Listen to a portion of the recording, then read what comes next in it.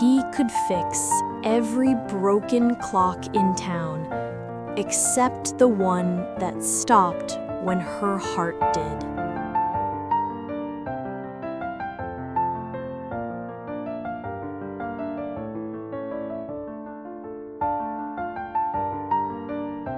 There was once a watchmaker named Elias who lived in a quiet town by the sea. He was known for his delicate hands, his patience, and his ability to bring time back to life. People said he could fix even the oldest, most forgotten clocks, except one. On the back wall of his workshop hung a small pocket watch. Its glass was cracked, its hands frozen at 4:17. Every day, Elias would glance at it, but never touch it. That watch, they said, belonged to his late wife, Clara. She had given it to him on their wedding day, telling him, "As long as this watch ticks, we'll never lose our time together." But on the day Clara passed away, the watch stopped.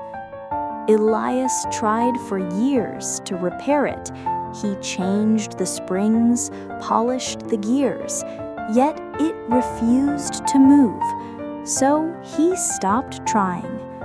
Instead, he devoted his life to fixing other people's time. Each clock he repaired ticked with a rhythm of someone else's story. A child's first birthday, a soldier's return, a mother's laughter. In giving others back their time, he quietly tried to find his own again. Years passed. His hair turned silver, his hands trembled, and his little shop became filled with the sound of ticking. Hundreds of clocks, all alive, except one. One stormy evening, a young woman came to his door, soaked from the rain. She held in her hands a broken wristwatch. "It belonged to my father," she said softly. "It stopped when he passed away." Elias looked at her trembling voice, her tired eyes, and saw himself years ago. He smiled gently and said, "Sometimes watches stop to remind us that love does not." He took her watch, repaired it, and before giving it back, he glanced at Clara's pocket watch one last time. For the first time in years, he opened it. Inside, he found a folded piece of paper he'd never noticed before, a message written in her handwriting. "You've been fixing time for everyone else. It's time to live again, my love."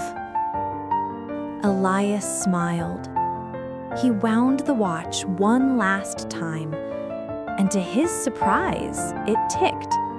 Softly, steadily, as if Clara's heart had started beating once more.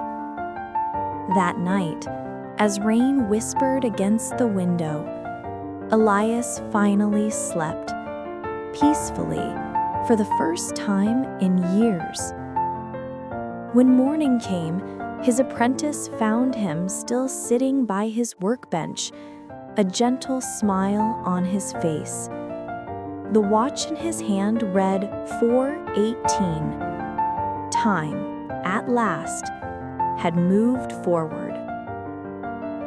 If this story touched your heart, share it with someone who still listens for a ticking that once stopped. Good night, and may your time always move with love.